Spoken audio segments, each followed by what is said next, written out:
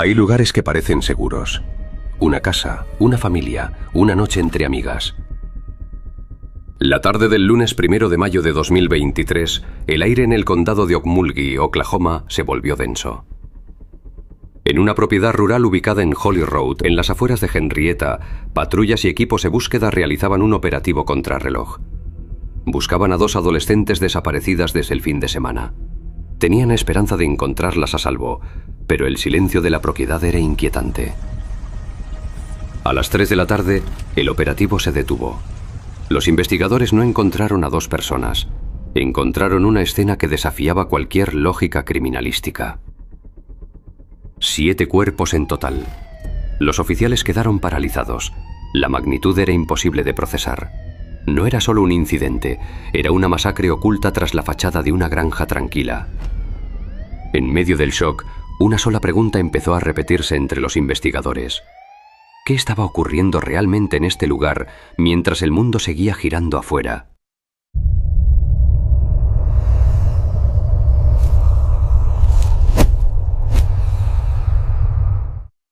Ivy Webster tenía 14 años.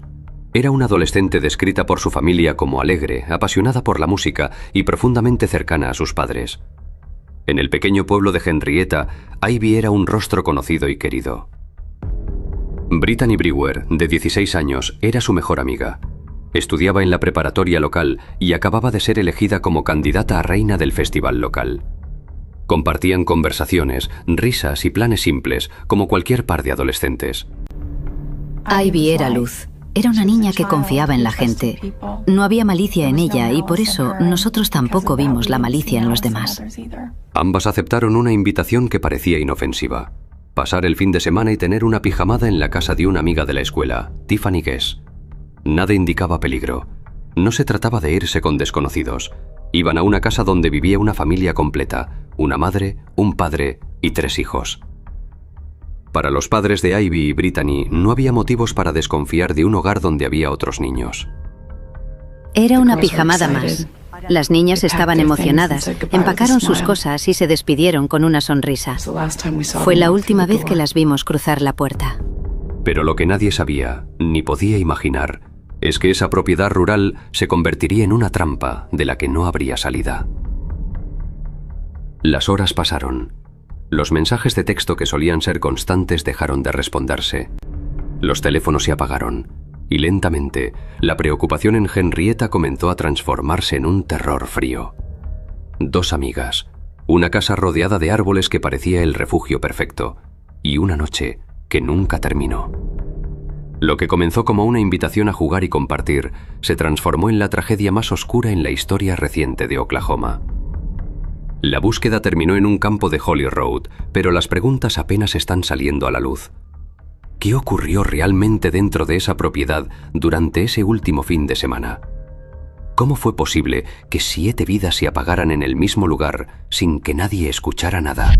Las primeras horas después de una pijamada rara vez generan alarma. Los adolescentes se duermen tarde o simplemente ignoran los mensajes del mundo adulto. Eso fue exactamente lo que pensaron las familias Webster y Brewer al inicio. Durante la noche del sábado, Ivy y Brittany seguían activas. Mensajes breves, fotos y notificaciones a través de Snapchat. Nada en el mundo digital sugería que el peligro estaba sentado en la misma habitación. Pero conforme la madrugada del domingo avanzó, algo cambió radicalmente. El flujo de mensajes se detuvo. Las fotos dejaron de llegar. Mirábamos sus redes y ya no había historias nuevas. Pensamos que se habían quedado sin batería o que estaban simplemente divirtiéndose. Uno siempre intenta buscar la explicación más inofensiva. El domingo transcurrió entre la duda y la esperanza.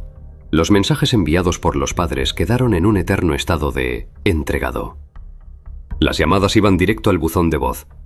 Para la tarde del domingo, la inquietud ya era evidente. Ivy nunca dejaba de avisar dónde estaba. Brittany siempre respondía. Sin embargo, no hubo llamadas desde la propiedad en Holly Road para explicar por qué las niñas no habían regresado.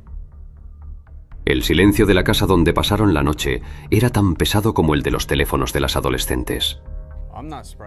Pasamos todo el domingo llamando, esperando que en cualquier momento aparecieran con una disculpa tonta. Pero cayó la noche y la casa seguía vacía. Ese fue el momento en que supimos que el silencio no era casualidad. La mañana del lunes 1 de mayo marcó el punto de no retorno. Con el corazón en un hilo y tras una noche sin pegar el ojo, las familias tomaron la decisión definitiva. Se presentaron ante la oficina del alguacil del condado de Okmulgee. Ya no era una sospecha de padres preocupados, era una denuncia formal de desaparición. Al presentar el reporte, los oficiales hicieron las preguntas de rigor. ¿Cuándo fue la última vez que las vieron? ¿Con quién estaban? Las respuestas llevaron a un mismo nombre y a una misma dirección. Una pijamada en la casa de la familia McFadden Guess.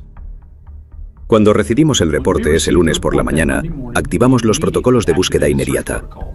No había indicios de una fuga voluntaria. 2 niñas habían desaparecido en el corazón de una zona rural y sus teléfonos se habían apagado exactamente en el mismo lugar.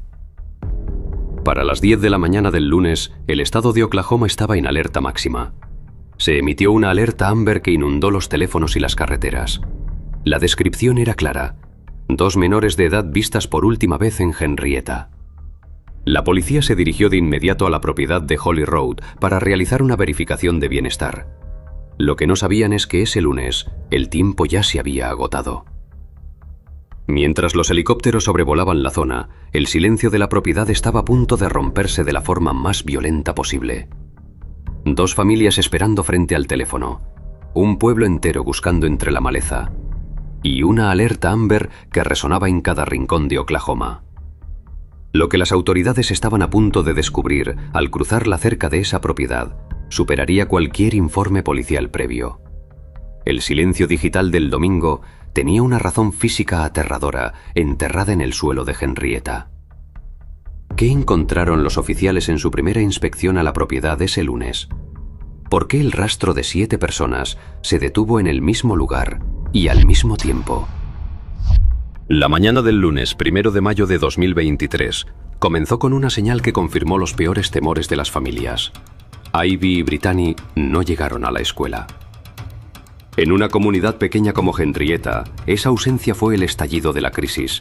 Ya no había excusas, no era falta de batería ni una travesura de fin de semana. Tras el reporte oficial de desaparición, la maquinaria del estado de Oklahoma se puso en marcha.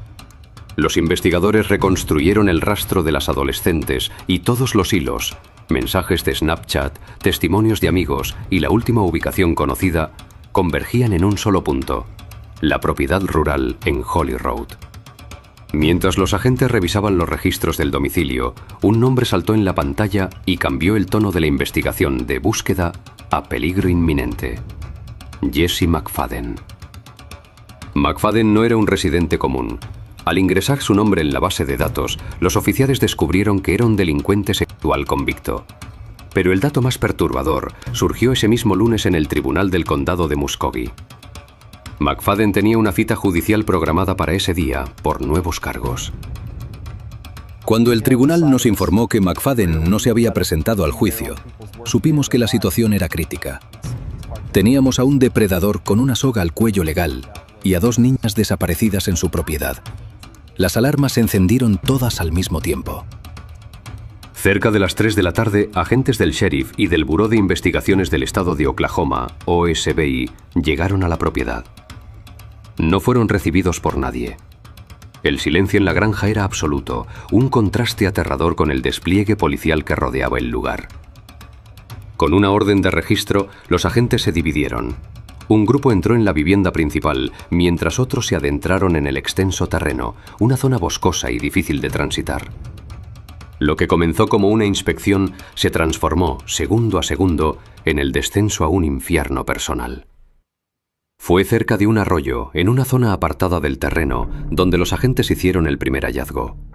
Bajo la maleza, encontraron los restos de Ivy Webster y Brittany Brewer. La esperanza que Henrietta había mantenido durante 48 horas se extinguió en ese instante. Pero el horror apenas comenzaba a revelarse. Mientras los peritos procesaban la escena, los oficiales encontraron más cuerpos en diferentes puntos de la propiedad. Dentro de la casa y en las áreas aledañas yacían los 3 hijos de la esposa de McFadden: Riley, Michael y Tiffany, la propia esposa, Holly, y finalmente, el cuerpo de Jesse McFadden.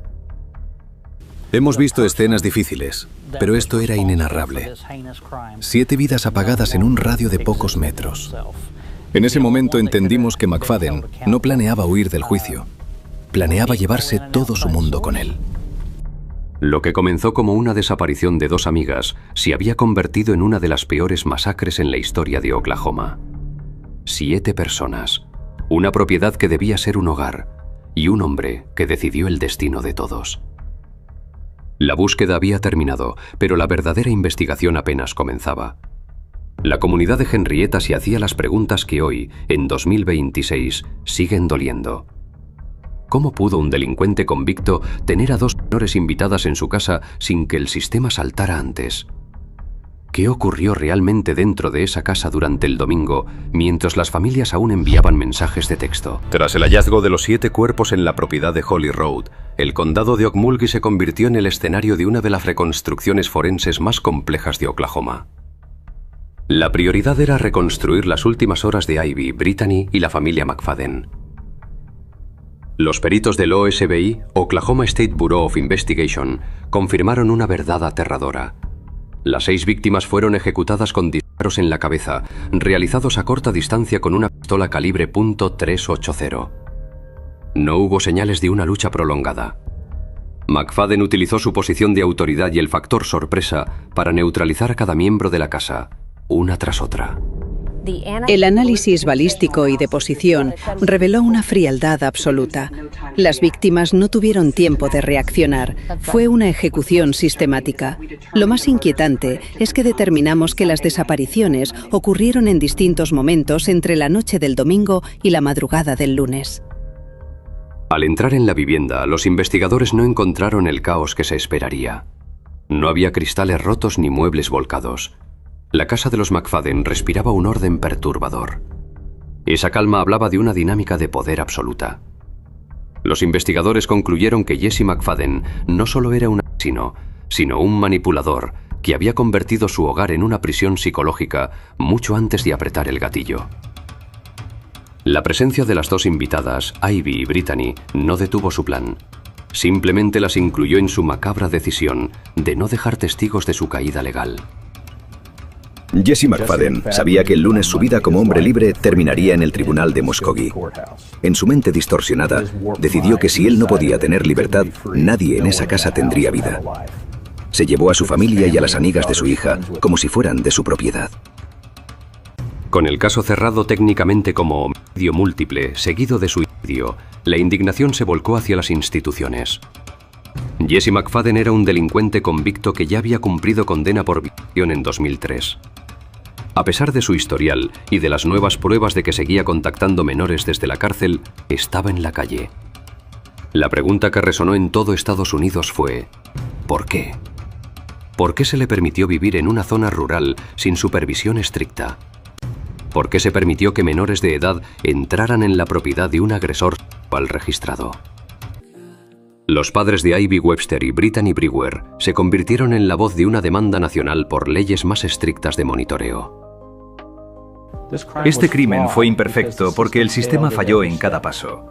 Ignoraron las alarmas, ignoraron su pasado y dejaron la puerta abierta para que un depredador terminara su obra. Esta tragedia no comenzó con el sonido de los disparos el 1 de mayo de 2023. Comenzó años antes, con advertencias desoídas y un historial criminal que fue minimizado por la burocracia. Ivy Webster y Brittany Brewer no murieron por un azar del destino. Murieron porque alguien que nunca debió estar libre tenía las llaves de una casa que parecía segura. Hoy, sus nombres son un recordatorio de que la normalidad puede ser la máscara más peligrosa de todas. Crímenes Imperfectos no solo busca relatar el horror, sino advertir que el silencio y la falta de control sistémico son el terreno fértil donde crecen las tragedias. Porque cuando la justicia llega tarde, lo único que queda por hacer es contar los cuerpos y recordar sus nombres para que el olvido no sea su segunda muerte.